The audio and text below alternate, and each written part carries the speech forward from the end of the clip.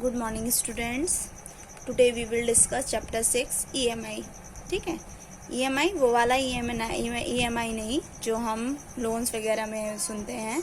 EMI है electromagnetic induction. ठीक है, चैप्टर 6 से हमारा इलेक्ट्रोमैग्नेटिक इंडक्शन। क्या होता है इलेक्ट्रोमैग्नेटिक इंडक्शन? ठीक है, क्या है इलेक्ट्रोमैग्नेटिक इंडक्शन? देखिए, अभी तक हमने चैप्टर 4 में, चैप्टर 5 में हमने क्या पढ़ा है? हमने पढ़ा है current carrying conductor produces magnetic field. मतलब एक करंट कैरिंग कंडक्टर जो है वो मैग्नेटिक फील्ड प्रोड्यूस करता है। करंट कैरिंग कंडक्टर है, दैट मीन्स इलेक्ट्रिक फील्ड से मैग्नेटिक फील्ड प्रोड्यूस हो रहा है।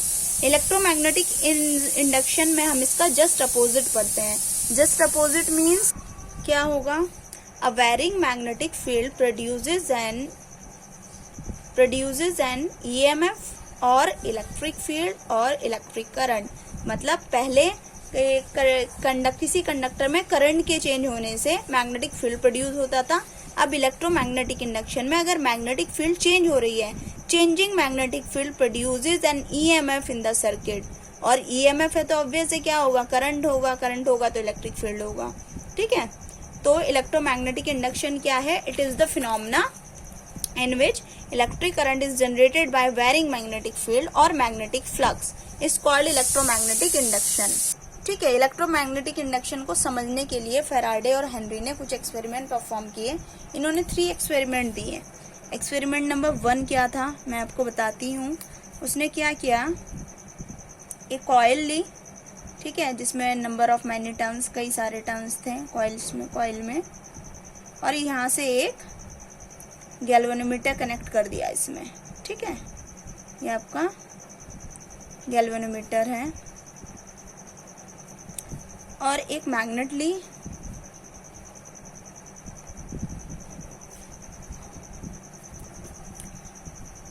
इसमें था क्या? कॉइल आपकी फिक्स थी, मैग्नेट जो थी उसको हम मूव करा रहे थे। क्या होगा जब आप मैग्नेट को मूव कराएंगे? देखिए, आगे पीछे मूव कराएंगे तो आपको पता है magnetic field line south centre होती हैं। ठीक है, इस तरह से नॉर्थ से टर्मिनेट करती हैं।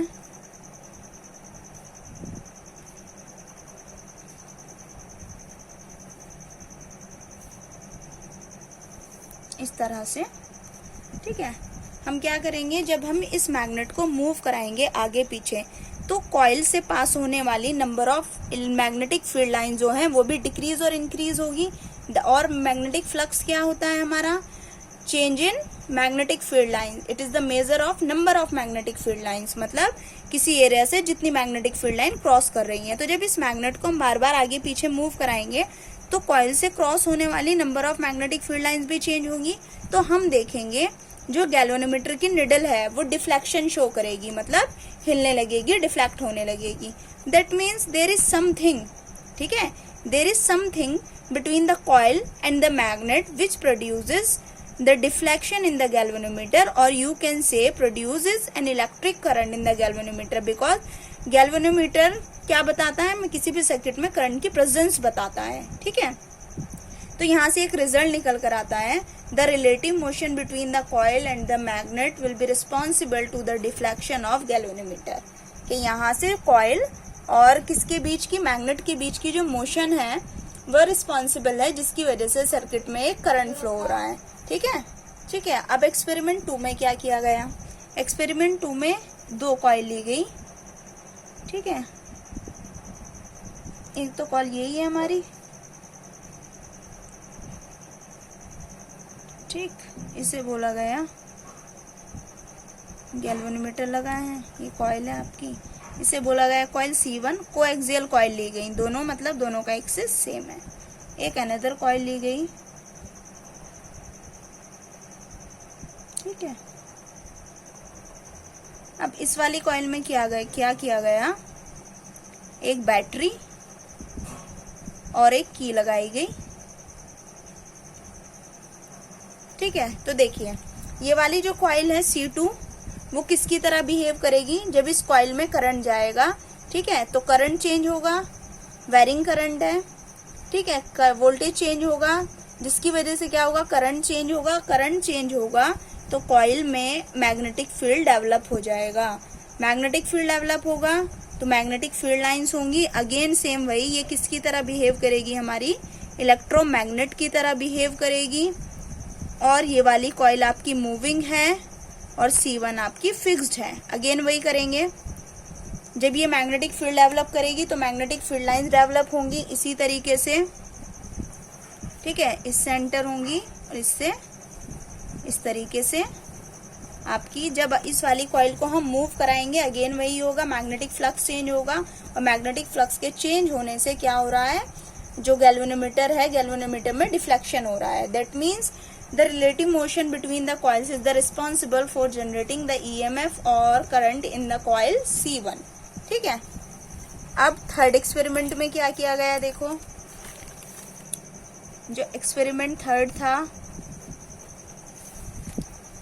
उसमें देखिए, आप इसी में देख लो, ठीक है। एक्सपेरिमेंट थर्ड में क्या किया गया, कॉइल C1 है, कॉइल C2 है। यहाँ पर एक इम्पॉर्टेंट चीज है, coil C1 and C2 both are fixed. ना कॉइल C1 मूव कर रही है ना कॉइल C2 मूव कर रही है, ठीक है। इसमें क्या किया उसने, अब क्या करते हैं इसमें देखिए, C1 C2 दोनों स्टेशनरी है, रुकी हुई है। कॉइल C1 को कनेक्ट किया एक बैटरी से, एक टैपिंग की से।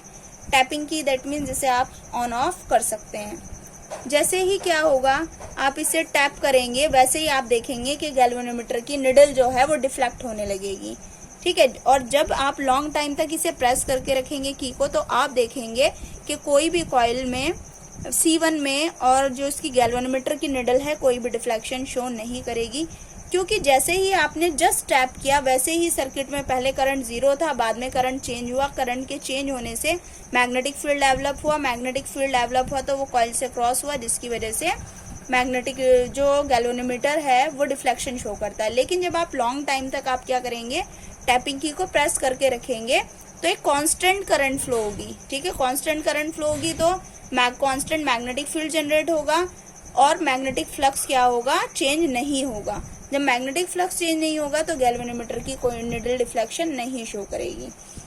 यहाँ से आपका रिजल्ट क्या निकल कर आता है, ठीक है।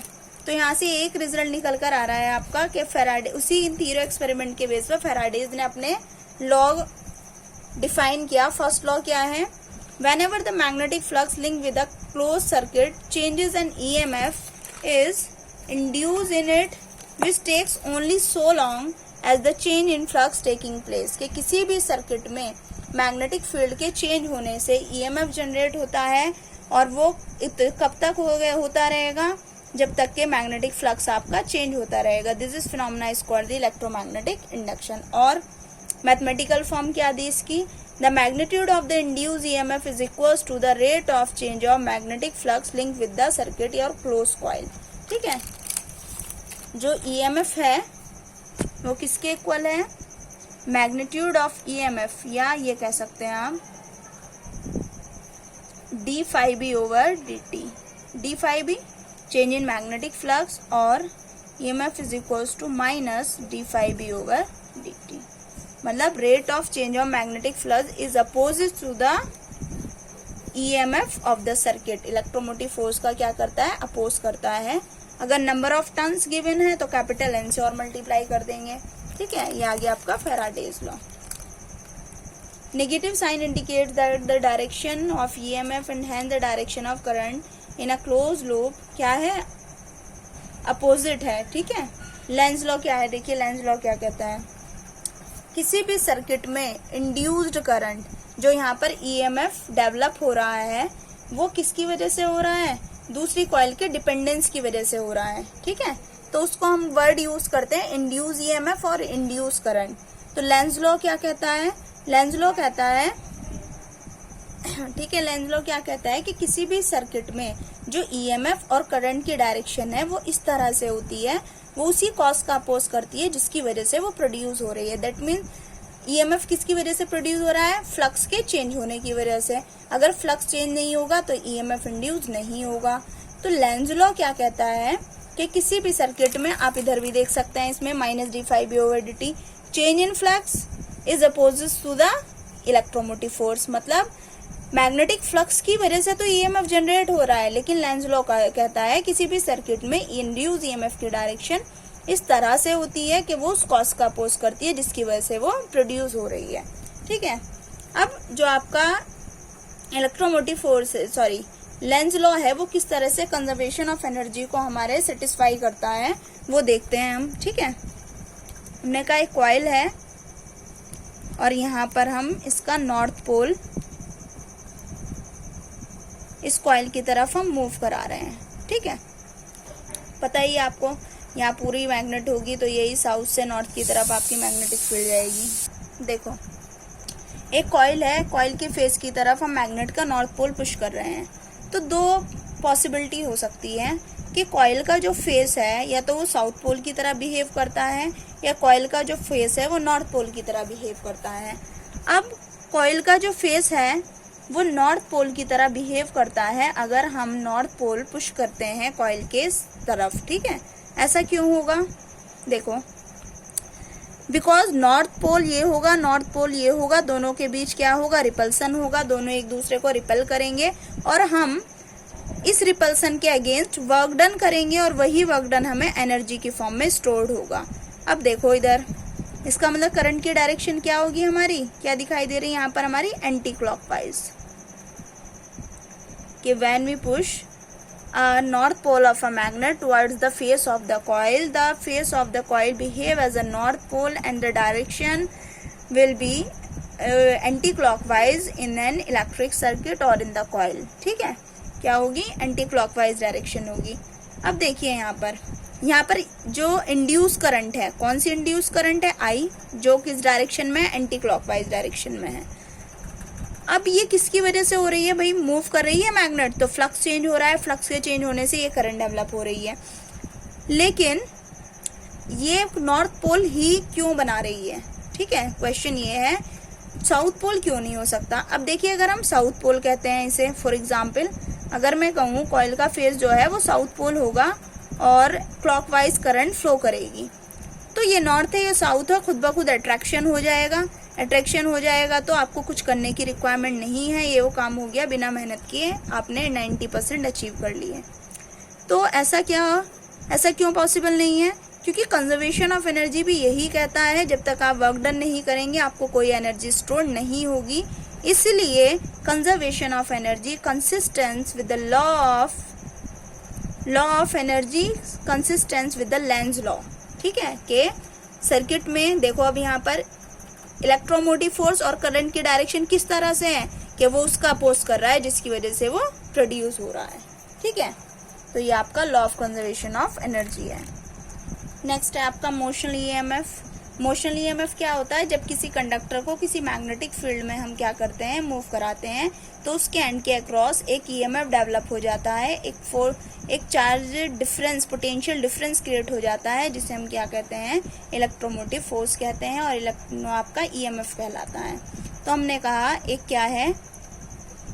रेक्टेंगुलर रेल है जिसमें पी क्यू आर एस, ऐसे कह दो PQRS एक रेक्टेंगुलर ट्रैक है जो मैग्नेटिक फील्ड में है, जिसमें से PS, SR and RQ fixed है और PQ वाली जो है ये क्या कर सकती है? मैग्नेटिक फील्ड में अंदर मूव कर सकती है, अंदर बाहर मूव कर सकती है। ठीक है, तो हमें पता है जितना मैग्नेटिक फील्ड में हम अंदर जाएंगे तो मैग्नेटिक फ्लक्स इंक्रीज होगा। ठीक है, देखो तो हमने कंसिडर कर लिया SR जो है लेंथ है और जो आपकी ब्रेड्थ है वो x है। एरिया कितना होगा? Length into breadth L into x. Magnetic flux क्या होता है? B डॉट A या BDS cos थीटा। तो मैग्नेटिक फील्ड और एरिया के बीच का जो एंगल है वो क्या है? परपेंडिकुलर है। देख सकते हैं आप area of coil, magnetic field कैसे लगा है आपका? Into the plane of paper, और ये आपका प्लेन है, इस तरह से ये प्लेन है और ये परपेंडिकुलर है। तो कॉस दोनों सेम डायरेक्शन में, सॉरी परपेंडिकुलर दोनों सेम डायरेक्शन में है, तो कितना होगा? cos 0 1, तो कितना आ गया आपका 5B is equals to BL, area put कर दिया L इंटू एक्स। अब फेराडेज लॉ लगाएंगे। फेराडे लॉ क्या होता है? Rate of change of magnetic flux is equals to EMF d∅B over dt। Phi कितना है? BLX। dx ओवर dt क्या है? देखिए माइनस dx ओवर dt। जब ये कंडक्टर PQ मैग्नेटिक फील्ड में अंदर की तरफ मूव करेगा तो टाइम के साथ साथ x डिक्रीज होता जाएगा, और हमें पता है rate of change of displacement is called the velocity. तो जब x घटेगा तो dx ओवर dt किसको रिप्रेजेंट करेगा, वेलोसिटी को रिप्रेजेंट करेगा। तो इसे हमने कितना रख दिया, v, तो और मोशन ईएमएफ हमारे पास निकल के आ गया BL इंटू v। इस तरह से करंट निकाल लेंगे, I equals to BLV upon R, F होता है IL क्रॉस B, यहाँ से निकाल देंगे। यहाँ देखिए फ्लेमिंग्स राइट हैंड रूल क्या होता है। फ्लेमिंग्स राइट हैंड रूल हमें इंड्यूस करंट की डायरेक्शन बताता है, ठीक है। आपका फ्लेमिंग्स राइट हैंड रूल, आपका thumb, four finger and middle finger, कि अगर आप राइट हैंड के थंब, फोर फिंगर और मिडल फिंगर को इस तरह से स्ट्रेच करते हैं कि तीनों एक दूसरे के परपेंडिकुलर हैं, ठीक है। तो जो फोर फिंगर है आपकी, वो किसकी डायरेक्शन देती है, मैग्नेटिक फील्ड की। थंब किसकी डायरेक्शन को रिप्रेजेंट करता है, मोशन की, कंडक्टर की डायरेक्शन, मोशन की डायरेक्शन को। Then the middle finger gives the direction of induce current, ठीक है। किसकी डायरेक्शन देती है, इंड्यूस करंट की। फिर से motion of conductor, magnetic field और induce current. Induce charge and magnetic flux के बीच क्या है रिलेशन है, E इक्वल्स टू कितना होता है, d∅b over dt, I is equals to होता है E अपॉन R, और आप में पता है I कितना होता है dq ओवर dt। तो यहाँ से एक रिजल्ट निकल कर आ गया, तो charge is equals to change in magnetic flux divides by कितना हो गया, रेजिस्टेंस। डेल्टा क्यू कहलाता है हमारा इंड्यूस चार्ज, ये जाएगा change in magnetic flux divide by the resistance, ठीक है।